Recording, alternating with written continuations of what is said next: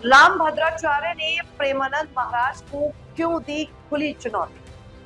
हिंदू धर्म जगत में साधु संतों के बीच कई बार वैचारिक मतभेद और शास्त्रीय बहस देखने को मिलती है। हाल ही में ऐसा ही एक विवाद छाया हुआ है जिसमें जगत गुरु रामभद्राचार्य ने प्रेमानंद महाराज को खुली चुनौती। ये चुनौती संस्कृत भाषा को लेकर है। रामभद्राचार्य ने मंच से साफ कहा, अगर प्रेमानंद महाराज सचमुच विद्वान हैं तो एक अक्षर संस्कृत में बोलकर दिखाएं। प्रेमानंद महाराज कुछ वर्षों से अपने भजनों, प्रवचनों और आध्यात्मिक कार्यक्रमों से युवाओं में काफी लोकप्रिय हुए हैं। उनका अंदाज सरल, भावनात्मक और भक्ति रस से भरा हुआ है। दूसरी तरफ रामभद्राचार्य संस्कृत साहित्य और वेद शास्त्रों के अद्वितीय विद्वान माने जाते हैं।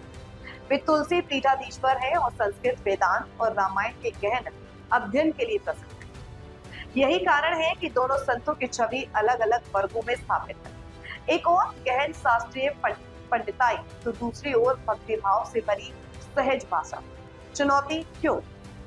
रामभद्राचार्य ने अपने भाषण में कहा कि आजकल कुछ कथावाचक और संत केवल अभिनय और भावनाओं से लोगों को प्रभावित कर रहे हैं, लेकिन उनके पास शास्त्रों का वास्तविक ज्ञान नहीं।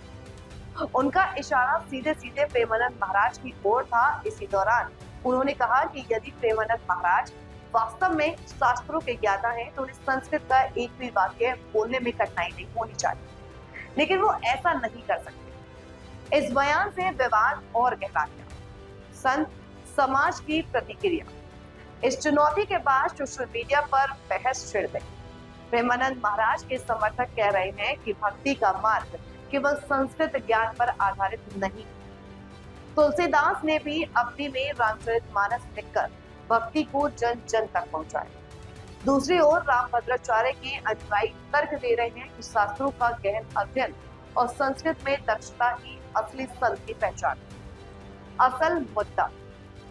वास्तविकता यह है कि यह विवाद संत समाज की दो धाराओं को उजागर करता है। शास्त्राधिष्ठित विद्वता जो मानती है कि बिना संस्कृत और वेद विज्ञान के धर्मोपदेश अधूरा है। भक्ति आधारित सरलता जो कहती है कि आमजन की भाषा में भक्ति ही लोगों को ईश्वर से जोड़ती। आचार्य की चुनौती ने संत समाज में नई बहस खड़ी कर दी। यह मुद्दा सिर्फ व्यक्तिगत टकराव नहीं बल्कि धर्म प्रचार की दो अलग अलग पद्धतियों का टकराव है। जहां एक ओर गहरी विद्वता है, वहीं दूसरी ओर सरल भक्ति। भविष्य बताएगा कि यह विवाद आगे बहस का रूप लेगा या संत समाज इसे मिलकर शांत करेगा।